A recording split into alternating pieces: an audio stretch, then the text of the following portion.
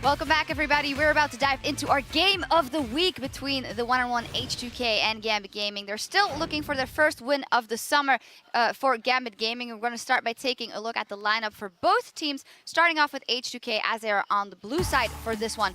Oduwamne, Lulex, Ryu, Yarnan, Kasing, and they are coached by Raleigh. And then on the other side of the rift, on the red side for this one, Gambit Gaming with, of course, that one famous change in the bottom lane. Kaboshar, Diamond Prox, Betsy, Forgiven, Gosu Pepper, and Shawns is their new coach coming in, is actually on trial for 2 weeks behind the team. When we look at H2K and Gambit, high expectations coming in for both teams, but kind of from a different nature, and you also touched on this on PTL. Yeah, it's actually something that I feel quite strongly about, because for a team like H2K, they had such a good foundation. Their objective-based play, their laning, their mid-game, everything was very solid. It got them a third-place finish. I feel they need to break out of that mold to improve upon that. A team like Gambit, on the other hand, they had some strong starts. As Betsy looked great, Kaboshard looked impressive. Forgiven was the MVP of the split in spring. And there was all of this expectation on Gambit, but how well would they handle that hot potato aggressive lane of Forgiven plus Gosu Pepper? So I want to see how this sort of difference of approach, a team that has an established history versus a team that has an established set of players, and which one's going to come out as the better. Yeah, if you would have taken a gamble before this, you might have said H2K because their early game was so strong in the spring split. What did you make of the fact that OG was able to completely dismantle them in the early game in their matchup last Yeah, I actually have to take exception to something you just said about H2K doing the basics and their foundations and fundamentals. We did not see that from H2K in their game against Origin. Yes, Origin did take them to pieces in the early game. Amazing's jungle pathing really got up in H2K, but they didn't get dragons. They didn't secure any of the first 3 dragons in the entire game, and that's what we've come to know from H2K. I would like to think it was a blip last week, because game 1, we actually saw them perform fairly well. We have to now kind of track that for H2K as they go forward throughout the summer split.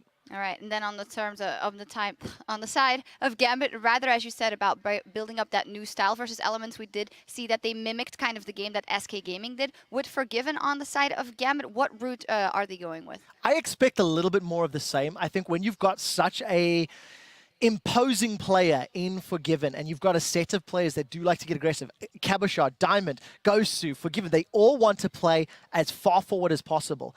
I think this is a team that is going to become one of the most aggressive. Shawns has only just recently joined the roster, as we've obviously heard he's on trial. We know that the team had a little bit of difficulty coming into the summer split. So I feel with more games under their belt and more time, they're going to be aiming towards the Fnatic style of the spring split. Go, go, go, pedal to the metal, and it's whether or not that's going to be executed well enough amongst these players that are still learning to play with one another. Pedal to the metal, you mentioned Diamond in there, who could be a factor, but honestly, Diamond and Lulex, both on the side of H2K as well, didn't have the best showing in week 1, rather. Also, both prioritizing that Evelyn pick, but not really making it work. Yeah, the Eve pick was part of the reason for both teams, but one thing I want to kind of look at is Diamond didn't do what he normally does, and that's counter jungle all that much in the games against Elements, and Lulex was predictable against Origin. Lulex stuck to his greedy early jungle paths. He was on Eve, no sustain, and if you play a jungler like that, you've always got to account for the opportunity for a jungler like Gragas to just go and gank very early on.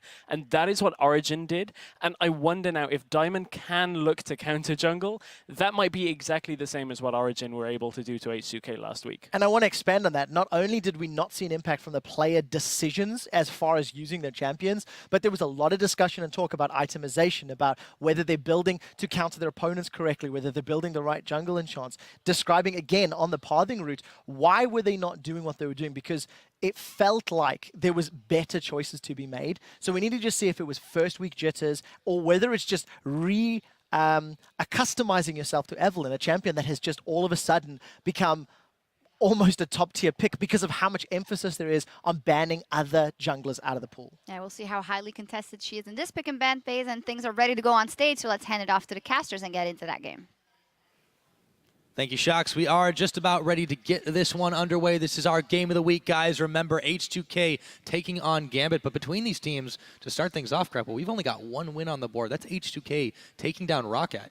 Yeah, and a little contrary to popular belief, H2K finishing very high in spring split. A lot of hope for Gambit. Didn't practice all too much due to varying circumstances. Started off okay, but then went 0-2, and Both teams desperate for a win, and will we see that hunger translate on the field? Will they play aggressive, or are both teams going to be afraid to lose? Both sides of the coin are possible, but we're in Champ Select. Yes, we are. You cannot be afraid to lose. You have to go for the win. H2K start off by banning the Victor. It's answered from Gambit Gaming with a Maokai and an Azir ban to turn it back. They're really focusing on Betsy this game. Yeah, Ryu casually leaning back in his chair there.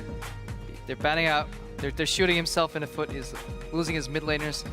Might prompt an early mid lane champion pickup if you're already targeting Betsy at the same time.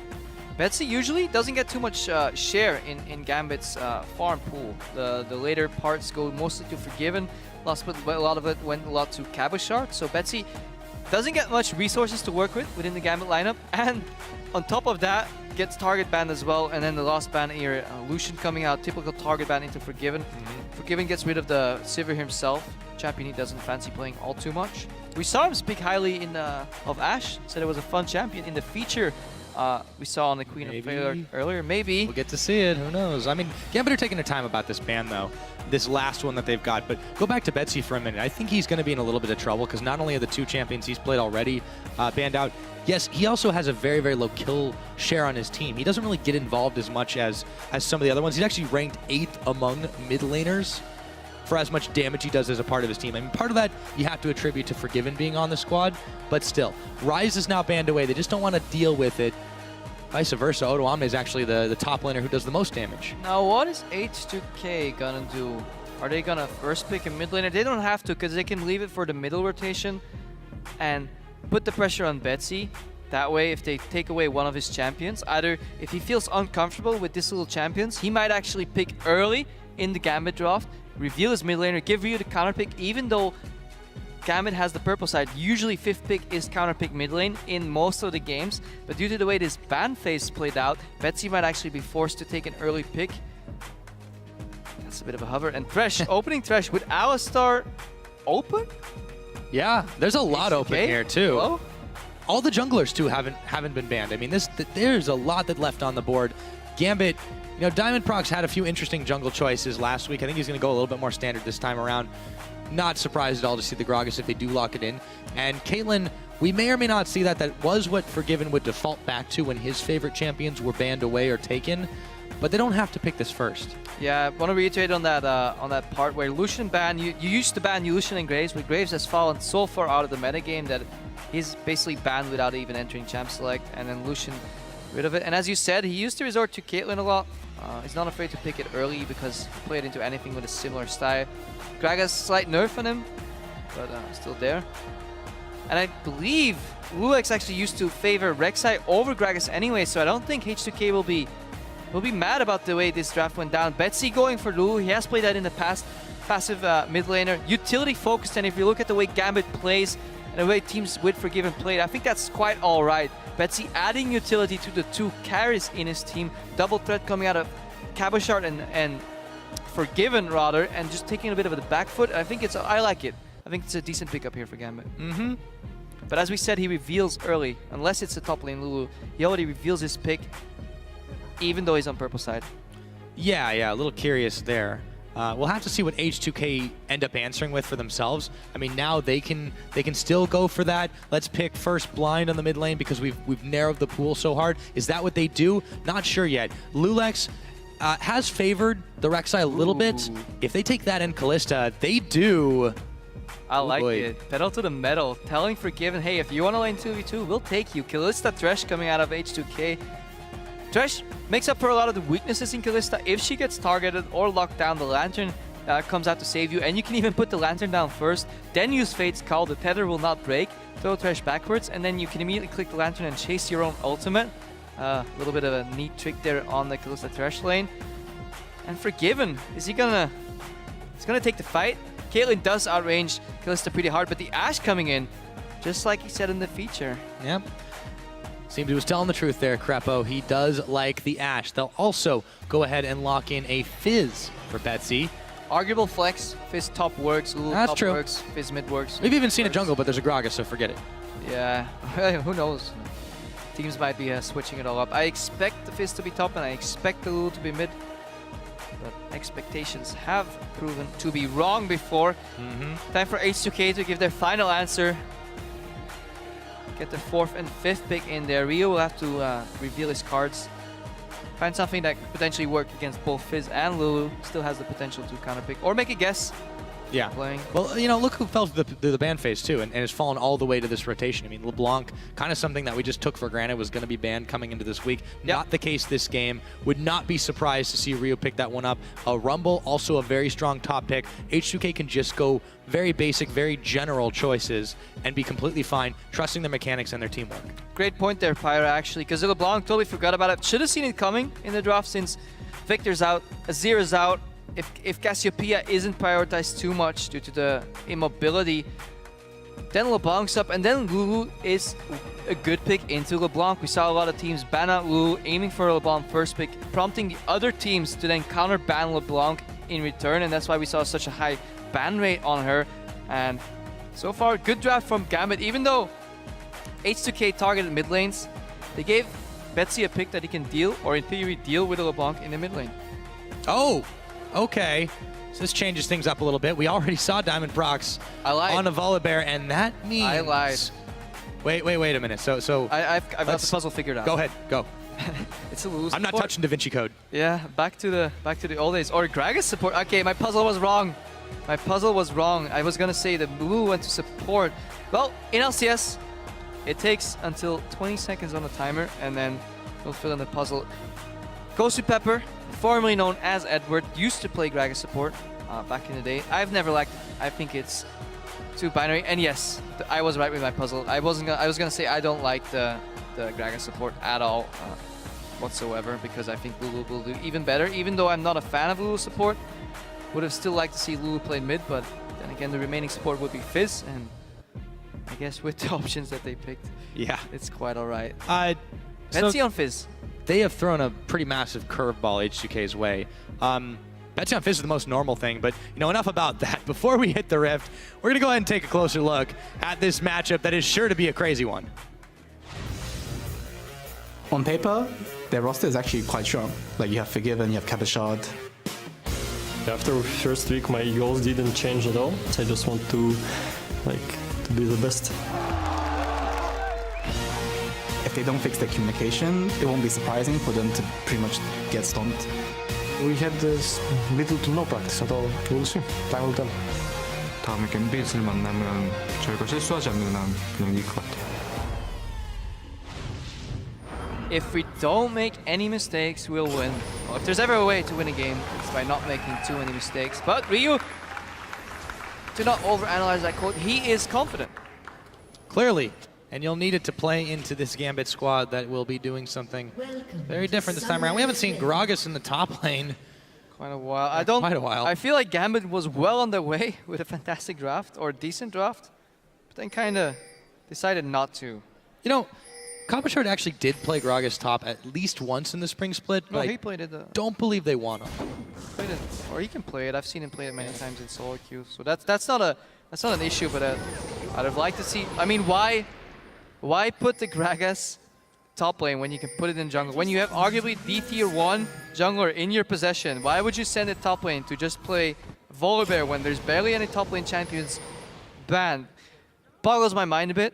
Why put Betsy, one of the players that has stylistically a utility-based role within the Gambit lineup, doesn't get too many resources, doesn't get too much help, on a hard carry, scaling carry like Fizz, and then move to Lulu support, which is okay for Peel. Yes, it's double poke on that bot lane, but gets all in really easily. And I think H2K is not sure whether they should expect a swap on the bot lane, or whether Forgiven's going to take the matchup anyways. Forgiven, extremely confident player, will play any matchup almost. Rarely see him initiate a lane swap. Aggressive invade from H2K, so they'll just take the swap and start at the enemy side of the map. Absolutely. So, Gambit stacking fairly decent down on the bottom, but Diamond Prox in the enemy jungle while the rest of H2K are in his jungle. Some interesting things to note while we start this game off. Take a look down on the bot side, or what will be the bot side. Ghost Pepper, it's not that we haven't seen as much recently. That Ancient Coin, it did receive some buffs on this patch. Gives a little bit more gold. Nice and lucky. We'll see if that helps out Ghost Pepper this time around, but Back to the game. You and Betsy. In the lane trade swap some though, poke. he'll have to stay in lane if he wants that that passive goal from the coin. Betsy aggressive here with a little hopsky doodle. You're not too phased. There's a door on the swing there. Betsy sitting on a flask, so generally in flask matchups you want to stay 1v1 for the longest time because then you can slowly sustain and out-sustain your opponent. You have less damage but more regeneration. In the lane swap that tends to happen a lot more. Barring some support roams. Looking at the lanes. Bot lane definitely did not freeze as the camp was done by Ashe and Blue. I think top lane did a camp as well. Yeah, those golems are gone, so no freeze either. So both lanes going on in a predictable pattern. And Gambit reacting to that with sending 3 people to the top lane. They might be expecting the what become quite standard 4-man top lane push. And they leave Forgiven on his own, getting all the farm, uncontested. Soaking XP as well, because Sing now is looking to roam down. Betsy is at half his health, so Kabashar, Ghost Pepper, Diamond Prox, they've all arrived up in the top. But Yarnan isn't too worried about this. He's going to have to give up his dreams of pushing the wave at the moment, or pushing into the tower at the moment. Or maybe not. He's totally fine. There's a couple of spears. Yeah. They're soaking up this XP, so they're stopping the 4v0. It's good for Gambit to pick up a lot of XP. In return, though, Odoamne recognizes this. He can base and look. Forgiven, he doesn't care. Nah. Slowly pushing out that lane. He says, I'm going to stack this wave as big as you want, and you can see it coming from a mile away. We, as Gambit, don't care about you getting all this XP. And this is creating an XP discrepancy. Forgiven will be ahead in solo lane XP of Yarnan. Yarnan had to share, Forgiven had not. But at the other side of the coin, Odoamne just picked up 2 or 3 waves, whereas Kabashard, generally a solo carry on the Gambit side, lost a lot of experience. He had to soak and share with his team members. So the question becomes here now, for H2K, are they okay with that? What is their plan going forward here? Because this has been sort of a weird start to this game. Both teams are trying to mind game each other, and they end up just mind gaming themselves. Looking at Kalista here, Snowball 80 carry, so it's quite good for Gambit's side that she is kept down a little bit, doesn't get too much impact. But on the other side, you don't really want to feed a Rumble either. 16 CS on Rumble, 13 on Gragas, relatively even in CS, but I think the tail of this game will be experience. Lane swap's often a stat mistract. People tend to tunnel vision on gold, on objectives, but miss out on what opportunity cost it brings, and that often is experience, especially on members like support.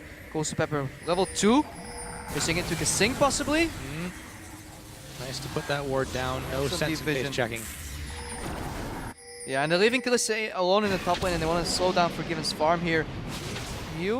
Diamond Prox, he's got that flip, but they just don't really have that much damage. Diamond's playing a dangerous game here, but now Ghost Pepper level Pepper's 2 caught caught out.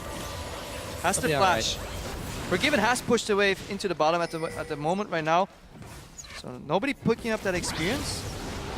Again, it's an experience game in a lane swap.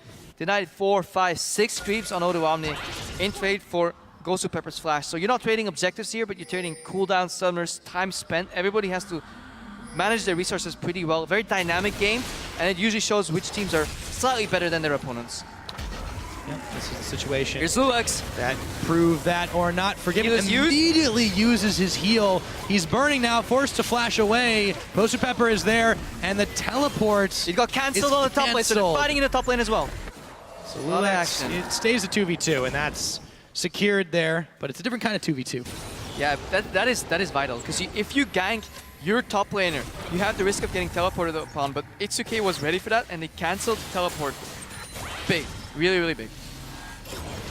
Yeah, that could have been a lot worse for H2K right now. So, as it is, Forgiven has requested the aid of his support. He's got no summoners, though, on himself right now. So if they decide to hit the spot lane, hit it hard, they might be able to do it. Forgiven now, focus down. Ghost Pepper trying to help, but Forgiven's burning, and he gives up first blood. That one goes over to Odoamne. And Ghost Pepper down, too. Double kill on Odoamne, and this is why I think Ashe is a good pick, but she has very innate weaknesses in her mobility. Non-mobile champion. Once her summoner is down, she can get gap closed on. Apparently even straight through the lane. You're absolutely right. That was a pretty telegraphed play. Lulux recognizing, okay, there's no summoners on Forgiven. They don't have insane damage because they're Lulu Ashe. They're a very poke-centric lane. Odoamne has a whole heap of damage. Lands the Electro Harpoon. Pepper wasn't able to block that for Forgiven. And once he's knocked up and slowed, there is no escaping the Flame Spitter. And 2-0 on Odoamne. Picked up the farm early, picked up the experience early. He's ready to become the top lane carry that H2K needs in this game. Nice chains there for Ryu. Diamond Prox, on the other hand, so he showed a little bit of face in the mid lane. He's been roving around. He started on the opposite side jungle, but what has he really gotten done compared to Lulix this game? I guess the answer is maybe Dragon. That's what they're going to go ahead and start off. Lulix is there, though, on the prowl. They're still pinging for Forgiven as Gambit tries to sneak this. Why did you swap the Volibear in if you had a Gragas? I still don't know. Maybe somebody knows, but my opinion, overzealous. Started dragging at half HP. Diamond back into his jungle. No offensive pressure. He ganked mid lane once on Ryu, who has a gap closer. Won that trade as well. Diamond looking like a bit of a shade of his former self here. Maybe had success with Volibear in scrims. We obviously never know. But so far, this showing and last week's, I am not impressed by the pick. And he had his hands on Gragas, and I'm not seeing it. But I might be missing something. Oh, he's letting it slip through his fingers just because he hasn't really favored these two Volibear picks. It's leaving us scratching our heads. Diamond Prox in this opener on week 2 here, or in this game on week 2, he just hasn't gotten quite as much done. We'll see if that changes, but still troubling for Gambit Gaming. Yeah, Kasing and Lulix hovering in the river, putting some pressure on both mid lane. Betsy goes in a bit too deep, has to go left. Probably make his way out, but we saw whenever Lulix and Kasing hover out of sight, Poke just misses, very barely, so I can continue my point. Forgiven and Edward have to play passively. Whenever Lulix has the threat of closing into that lane on the bot lane, they have to back off and let Rumble farm, so good pressure there. Didn't really translate into anything, but H2K is controlling his game, and it's always showing in the gold, Pyra. Yeah, and I feel like this is the game that they like to play. They want to get to a point where they are just casually able to grab objectives. They're casually able to make Gambit dance to their tune. And yeah, gold lead for them right now. Getting close to about 2,000 ahead. It's really only off the back of those 2 kills and farm advantages, working out quite well as Ryu dodges away from the Chum the Waters, dodges right back in. Betsy gonna take the fight right to him, but he's locked up by the chains. Ignite burning Ryu's health bar away, and his passive goes as he flashes immediately. Meanwhile, Tower's taken up top. Yeah, he was afraid of Betsy flashing offensively, putting some damage out that he couldn't flash out of anymore. Spec flash from Ryu, not quite sure if it was necessary. Odoana barely keeping that tower alive. Gambit looking for the cross-map dragon. H2K pushing onwards, hoping that Cabin Shard waves clear is not enough. He likely will have to use his ultimate on the top lane, I guess, to clear that, but that's fine because he's not needed in the bot lane. Yeah, double barrel clear. Stopping that push. Dragon for Gambit. Not too bad for Gambit. I think they're reasonably happy with this. Betsy won that trade, forced out the mid laner. A lot of people in the top lane. Gambit take up an objective. They're ready to swing that gold even closer. Yes, it's a 2.8k lead, but tower on the bot lane is at about 10 or 15%. Look at that tower, very low. Lulix, though, wants to punish potential greed that's coming. But they're going to be able to see it, but they know Odoamne is there. Forgiven will be on his guard. He's got the BF sword now. Might see trade back. Smite's on him. They throw down the equalizer as well. Can he get back to his base fast enough? No. He goes down. Odoamne picks up kill number 3. And look at how close Forgiving is to getting his flash back up. Good timing there from H2K. Kill him right before he has his flash. And snowballing that advantage even more. 0-2 on Forgiven right now. Not on a mobile champion, not on that Lucian, not on that Graves, and he values those gap closers so highly because he does so well with them. He can use them offensively, defensively, add more variables to his play, but he's very stagnant, very predictable in his Ashe play, and H2K is capitalizing on the glaring weakness that's in that Ashe. That is the fact that she's immobile. She has to spot the ganks with her double hawk shot, which is global, as Kobe likes to track the jungler in his camps, but Gambit didn't do that, didn't find Lulix, found an opening. Found 3 openings so far. 1 flash burn, 1 return gank, and now another gank just right here. Yep, so Betsy takes a little bit of damage there from Ryu. Odoamne doing quite well. Chases Betsy away off that pink ward. Really wants to keep that one alive. Gambit needs that bottom lane tower to get some gold. 13.7k against 17.7k. Running some quick mathematics there. That's 4,000 gold lead on H2K. 12 minutes in the game. Here's the arrow. Enchanted Crystal Arrow is a-flying, but it won't go anywhere except across the map. Lulix sees it whiz by. H2K still unperturbed by this. They're going to keep on pushing in the mid. And that's what you want to see if you're H2K right now. If Gambit has to resort to desperation arrows. That means that the pressure is putting Gambit in an uncomfortable position. They don't have the wave clear here. Lulu mid lane could have cleared that. Not Lulu's support though, however. And Betsy, with so many people there, he has to back off. Another tower goes down. H2K, 3 towers to 0. Yeah, they're doing fantastic controlling this game, but Gambit, they just don't really have an answer. Diamondprox was hanging out in the brush, but he's spotted out by the timely Scrying Orb. So, another ward down now. H2K, they just keep pressing their advantage across the way. That tower on the bottom, as you mentioned, it still hasn't gone down, and Gambit can't safely take it. Forgiven had to move from the bot lane to the mid lane, which leaves a very stacked wave that, again, Ryu can just clean in 2 distortions, immediately push that back, put back the pressure. Where Gambit is slow in their wave clear, pushing it out slowly, step by step by step. H2K can reap the benefits from that time spent from Gambit, clean that wave immediately and push it out. They're moving Betsy to the side lane to become that split push fizz that we've seen before, but it might be a little bit too late. 0-0-0 on Betsy, and he'll need some solo kills right now on this lane if Gambit has any hopes of calling back. But let's not forget, Rocket did it last game. It's very true, but Ryu has been giving Betsy a bit of trouble. I would say, yes, they've been able to trade out, but Ryu's not going to give him an opportunity to really push this wave. I feel like he's wasting time down there. H2K realizing that tier 1 towers are down, Dragon is down, and they have no option to really siege on tier 2s. Instead of pushing this lane back like I said earlier, they're denying more waves by slowly freezing it and then blowing it up right before it hits the tower. Still keeping that tower alive. Betsy, again, this is what they call panic plays. That arrow from Forgiven earlier was similar to Betsy's ulti. Yeah, it might hit, but there's a very low chance, and if your enemy is prepared for a hit, you're just opening up for getting countered. Betsy now has no ultimate, so Gambit... He's going to have to make... making anything happen. A really crazy... Well, move around. Let's see if Ryu can intercept him here. Lulex, Urchin Strike from Betsy. He's trying to get into the brush. We'll talk about that. This is where you want to get a cross-map objective in mid. Betsy's keeping the missile. 2 people, 3 people here. They want to get something in the mid lane. Can they get a tower? Anything? No. H2K is there. They're the ones on it right now. Forgiven. Down. He's going to have to flash after the Equalizer. He's going down. So is Gosu Pepper. It's H2K that find themselves something across the map.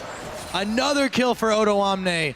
Not only that, one for Yarnin as well. And we touched on it before. He picked up that farm in the bottom lane, then got Forgiven's flash, then got a kill, and H2K knows how to play with a carry top laner. Odo Omne showing up big on his Rumble.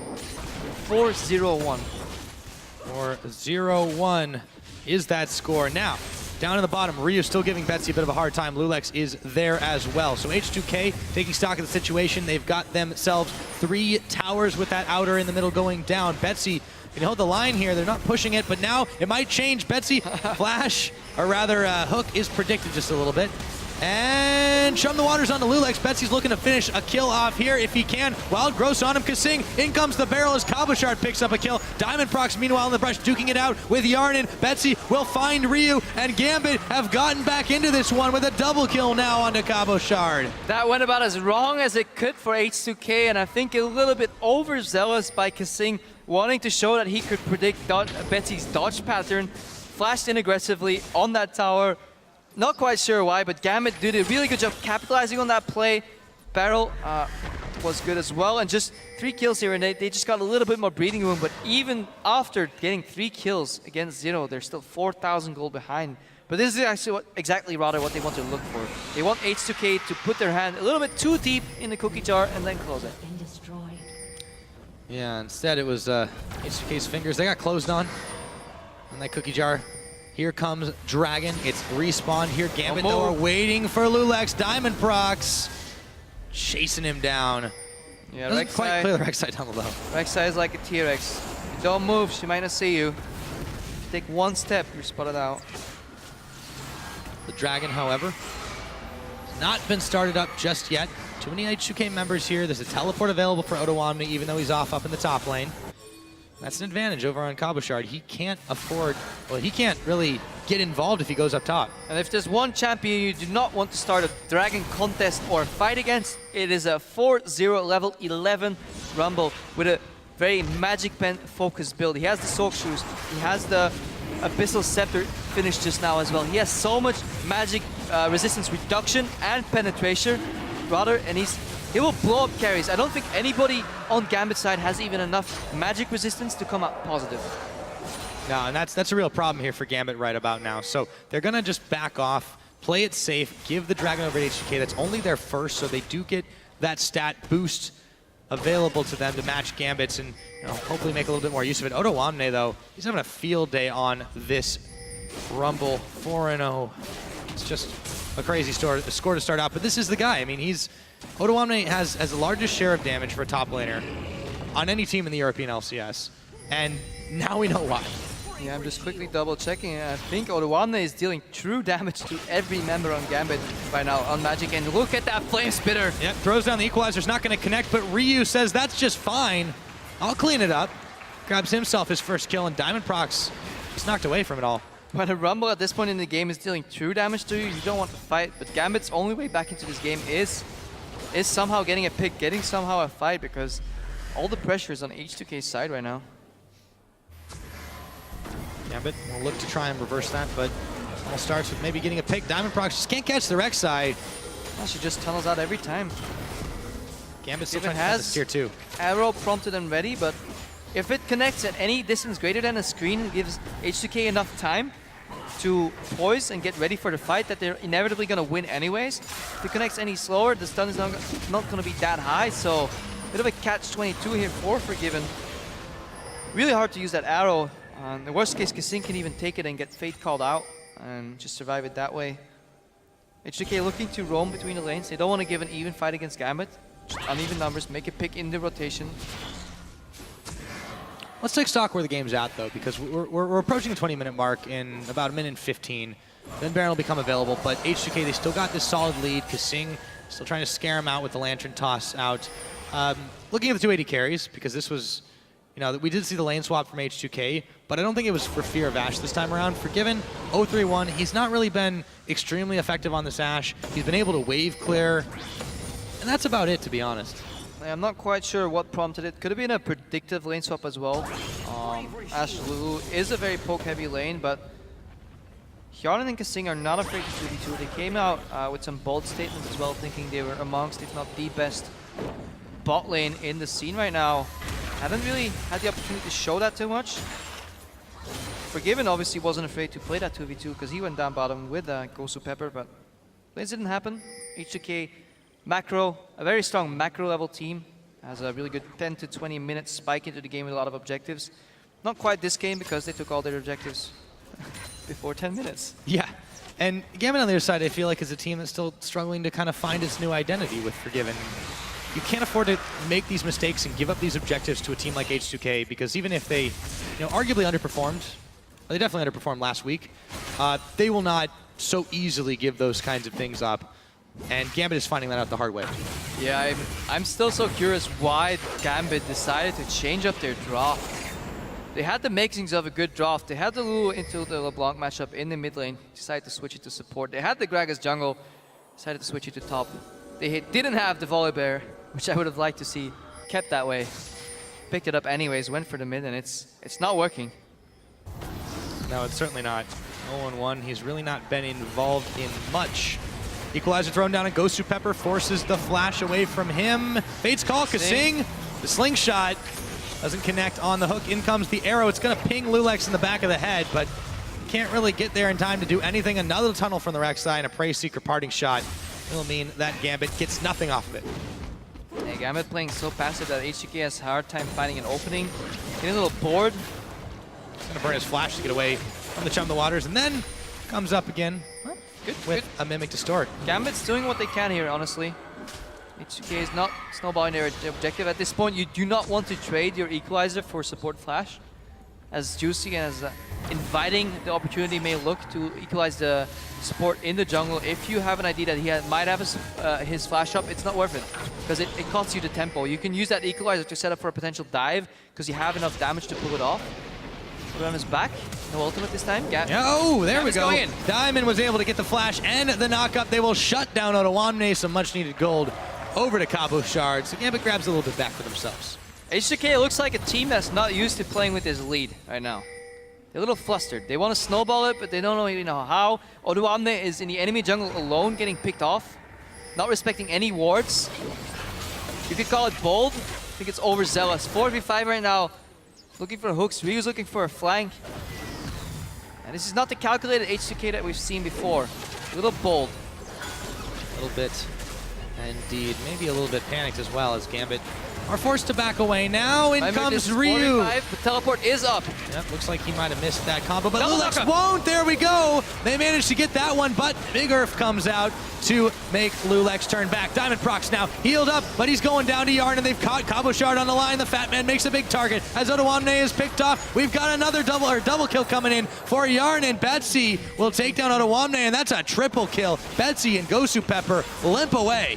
Yeah, Kalista was nerfed a while ago in her defensive hops, but Yarn doesn't need them. He keeps hopping forward, and they're still exactly the same. Gets up a triple kill right there. Otoamne, again, a little audacious flash, flashing in tower range, getting turned immediately anti-seed, but it was enough to buy time for Yarn to get going.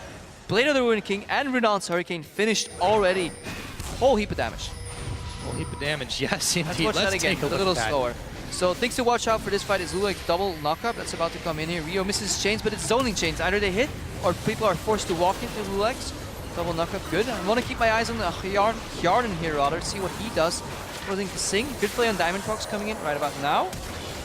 Finishes that up, gets the reset. Otoamne is buying time. Gets his seed by the arrow. The Sing finishes off the passive on Kalista. Even if your support gets the kill, you can still get the credit on Kalista if she has the W passive. Meanwhile, Dragon goes down for Gambit in return. Just want to stress on that point one more time. If you have a support that's always stealing your kills, try to play some Kalista. She applies that passive, and then the support supplies the other half, so to say, romantically speaking. Then the 12% maximum HP damage comes in, and the kill credit goes to Kalista. That's what happened right there. Triple kill for... Perfect matchup. Yeah, perfect matchup. Really good synergy in that matchup. Have liked Yarn and Kasing's performance this game in particular. And, you know, again, H2K, as we said, not without the mistakes. They maybe are changing it up a little bit on the fly. It was talked about. I mean, you know, Trevor said on PTL they need to think outside the box a little bit. They need to vary up a little bit. But right now, they're doing a lot of things right. Gambit can't really react to too much, but they are pinging on the Baron. It's not going down fast enough. Gambit Gaming should be able to scare them away here, and they do. Ryu's a bit out of mana. Close in on Cabo Shard. He's mobile. They're going to throw in Kasing. I heard the Fate's Call. Yep, there it is. They're throwing him in. They have found him. Explosive cast, but the hook will pull him. The box will keep him. And Yarnin should be able to take him down. Yep, that's kill number 5. Yeah, definitely heard that Fate's Call come out. I think Gambit too, but it was too late to back up there in the middle. An arrow coming in. And flying off into the distance. Yeah, pretty much. 0-4 and 3 Unforgiven. Not quite has the hit rate on the arrows that he would like, so tough game for him. And he is one of the prime carries on the Gambit lineup. Rio going for poke. Oh my god. Lizer is one way to put it. Goodbye, Gosu Pepper. Baron is the next target in H2K sights, but is this a little bit too bold? Forgiven, Betsy and Diamond Prox are still here. The bear is caught. They peel off the Baron. The bear's going down. Earth comes up, but Otoamne is still kicking, and H2K are right back on it here. Can Betsy and Forgiven stop this Baron? No, they're not even going to try. Just watching from the sidelines as Otoamne nearly gets taken down, stays alive, and they back with the prize. And we've said this before, but we haven't stressed it. This game, Kalista is an incredibly potent pick when it comes to securing objectives. Even if your smite is down, the rend stacks are enough. Goes up to 1,000, 1,500 damage later in the game, and that's enough to secure any Baron, so you can comfortably do it. And that's why H2K was so liberal with their Baron right there. They didn't care that Gambit was around. If they came too close, they would turn around. Good hook by Kasing. Nice opening, turn back to the Baron. They're tanky enough, have enough sustain, or sustained damage rather, to keep doing that Baron. And yeah, putting some nails ready to get them in the coffin. Not quite yet, 8,000 gold. Service having a little fun tracking Rek'Sai. So now H2K, what do they do with this Baron buff? They look to maybe pick off Diamond Prox. Ryu goes forward. Kasing still there, holding onto his hook. The flip up. Diamond knows his days are numbered. And Ryu just takes him down. Man, I am loving that he's gone back to playing these assassins. Kasing is in his comfort zone. If you didn't see it, what he did there is to put the lantern. Once Ryu clicked it, he flashed forward to give Ryu another gap closer, but he adds another hook. Yep, oh, chum the waters. It's not going to matter too much as Ryu just kites around a bit, and Betsy gets taken down by Yarn and flash over the wall. H2K are on a roll. Ryu is looking confident here as he picks up another kill. Forgiven now is the last man standing. Ryu throws down the Zhonya's. Forgiven has to back to the safety of his fountain. The inhibitor is all gone at 27 minutes into the game. H2K extend the lead again. Because Singh is such a fun player to watch. Once he's in his comfort zone, he's not afraid to make those plays. Earlier he flashed in, gave Gambit pretty much the opportunity to take a triple kill, 3-0 trade there in the bot lane, but that doesn't faze him. Yes, he might fail sometimes, but he's not afraid to make these plays, and that's why he's one of the best supports in Europe right now. Has that aggressive Lantern flash for Ryu, lands another hook, goes in. Bold plays, but it's working because they're in the lead, and it gives him the liberty to get a little more creative. Ryu going on Forgiven here. Chains don't quite connect. Still does half his health and damage. Yeah. Forgiven doesn't really flinch, but that doesn't matter when you're close to getting taken down. Ryu is going to have to get out of there soon, but he'll have an empowered recall to get himself nice and safe. Pings on the bottom side for Ottawamne as he pushes the wave. A lot of Gambit members collapsing on it, but he's staying within safety range. What does this mean for H2K right now? They're about to go 2-2, keeping their placement streams alive. If they win this game, let's assume they do. 2-2, fantastic score. But Gambit, 0-3 right now, and that's gonna get tricky. Yeah, that will get 2-1 tricky rather. indeed. Almost. Yeah, They were 1-1 first week. My math is bad.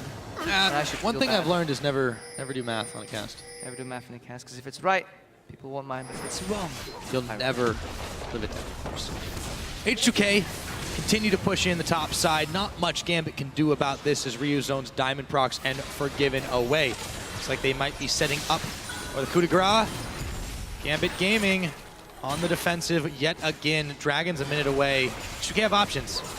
So yeah, Cabashard has his explosive cast to stop that teleport from Ottawamne, but looks like he's not teleporting to the team. The team is moving in for him. The last tier 3 tower. This is why you usually don't defend him. Yeah, he's going to burn his flash. Body slam into Ottawamne. Lulek's taking the tower. There's the explosive cast, but it won't matter. Cabashard is knocked up. Cabashard is taken down. And H2K, where they can't succeed on the top, they move down bottom, and nothing Gambit can do can stop them. And Gambit is getting stuck in these positions where no amount of outplay is possible.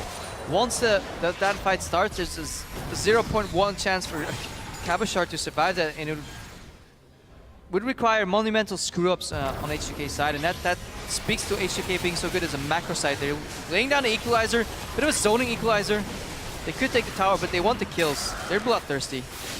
Yes, they are, so they will first get that one turret. Diamond Procs has to head back to base, but they've not got much time left in this game. Gambit, here comes the Crystal Arrow. It hits Yarnin. He should be able to kite back if he wants to. Ryu, though, is in the middle. He pops his clone, or he gets his clone popped, I should say, as Lulex gets a massive knock-up and a triple kill again, going over to Yarnin.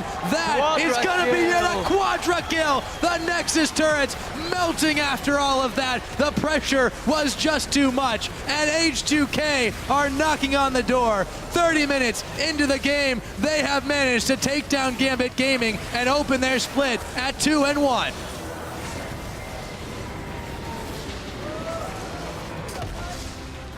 Yeah, very convincing win here by H2K, and Gambit, yeah, 0-3 at the start of the European Spring Split.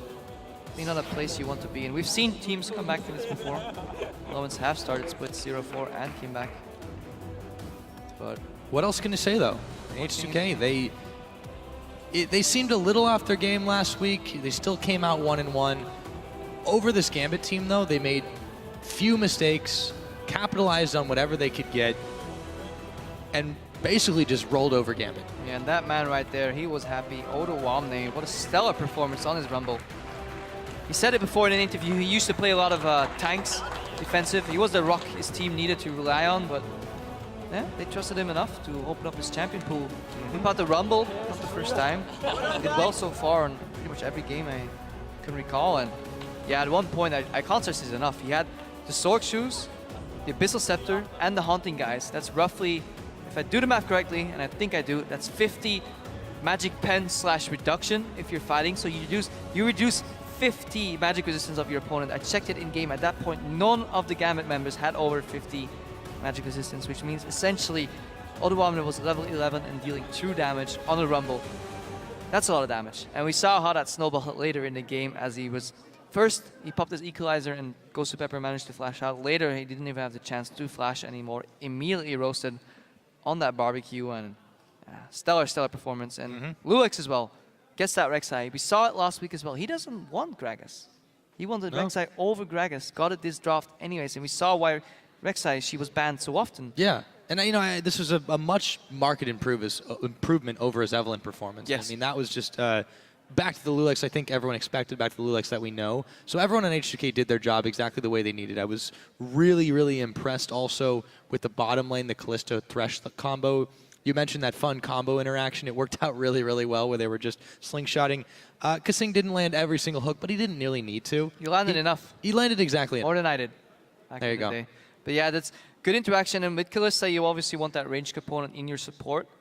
Bringing out the passive of the Sentinel. The W, 12% of your maximum health damage is good to take down these tanks, so you need a tag team, kind of. Kalista can't tear through these tanks alone, although at the end of the game, Hjarnan could. We saw the power of the Renounced coming in. If you can snowball, he was hitting 3 people at once, killing one, get the reset, slowing all the others. Killing another one, reset, slowing all the others. Killing another one, reset, quadra kill to finish out that game, and fantastic performance by the H2K roster combined. Probably will be proud. By their powers combined, H2K come out with that win. And for more on it, we're going to send it over to the analyst desk to break it all down.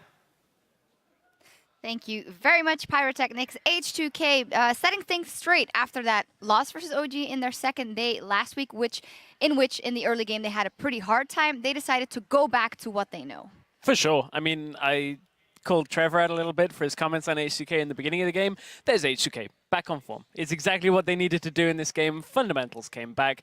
They just got ahead and stayed ahead and honestly just kind of smothered Gambit for about 30 minutes. Yeah, that was one of the quickest wins of the summer split. It clocked in just over 30 minutes. It was super decisive. H2K, as you said, they got a lead. They actually made a few mistakes, being a little over-aggressive in the middle game. But not only did H2K play well, they were playing against a very awkward team composition from Gambit. And I just feel like, I don't really feel like Gambit were fully prepared for this game because of how the picks and bans played out. It kind of felt like there was too many thoughts of mind games going on. Yeah, I actually do think we have a graphic to reiterate those picks and bans for us, as it was quite a throw-off because they had that Lulu coming in the first rotation for Gambit, and we didn't really know what was going to happen. Ended up support. Yeah, exactly. I mean, first pick Lulu Gragas, and there was a lot of debate, at least here on the analyst desk, about whether that was going to be support mid or top.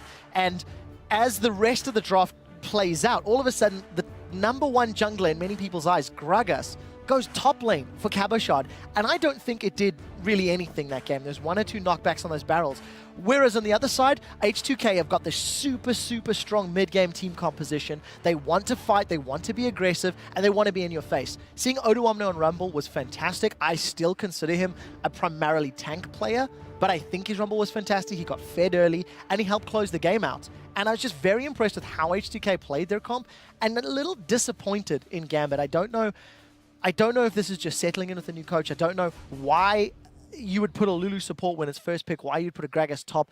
Volibear, yes, Diamond ran it last week, but it wasn't great then, it wasn't great today. So there's just more questions for me. I think that's the biggest question for me is, yes, Diamond Prox is going to do what Diamond Prox wants to do, but as yourself, Crepo, everybody kind of has been talking about it. Gragas is so strong right now.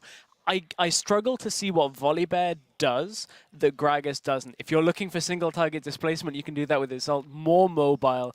With Cinderhulk gets just as tanky. There's really not a lot that Volibear has as a pick that is super advantageous. And yes, Diamond Prox, as you said, played it last week, but I honestly think that putting Gragas in that top lane, it's been so long since it's done. He had to go full AP because he wasn't running Cinderhulk, so was never going to get particularly tanky.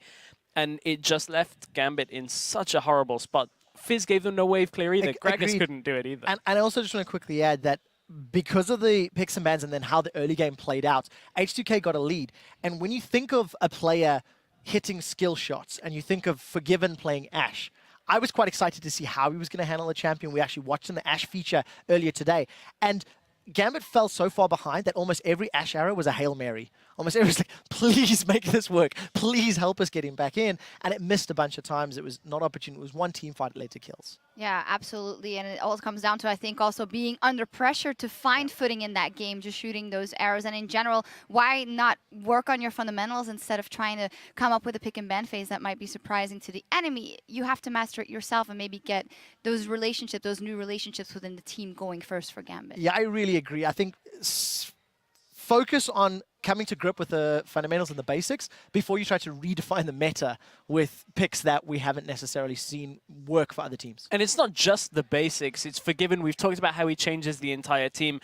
Not only is the team not adapting around Forgiven as much as they need to right now, only got 3 games to go from. I'm going to compare it against 18 games from the spring split, so it is a bit of a fast stretch, but the regular season, Forgiven's KDA, 12.25 on average. This game, or over 3 games, 1.5. Yes, that's 3 versus 18, but if Gambit don't fix it, those stats are going to keep drifting further and further apart. And definitely some more to work on for them, but we're going to take a break. But coming up next, we'll see SK Gaming try and pick up their first win of the season, which will be no easy task against the 2-0 Origin. Stay with us, European LCS. We'll be right back.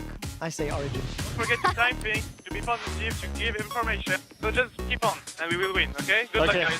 They're the ones on it right now. Equalizer Forgiven. goes down. He's going to have to flash after the equalizer. He's going down. So is Gosu Pepper. Diamond Procs now healed up, but he's going down to Yarn, and they've caught Cabo Shard on the line. The Fat Man makes a big target. As Odawane is picked off, he pops his clone, or he gets his clone popped, I should say, as Lulex gets a massive knock-up and a triple kill again. Going over to Yarnin. They have managed to take down Gambit Gaming and open their split at 2-1.